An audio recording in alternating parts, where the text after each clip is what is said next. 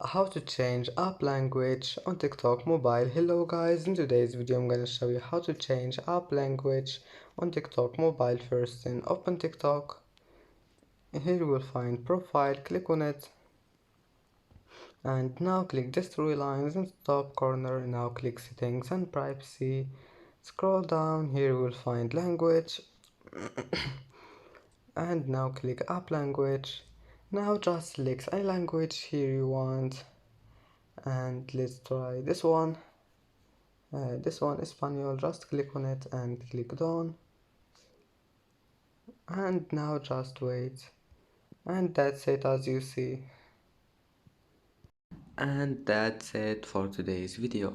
If you like this video, don't forget like and subscribe, and thank you for watching this video until the end, and see you in the next video.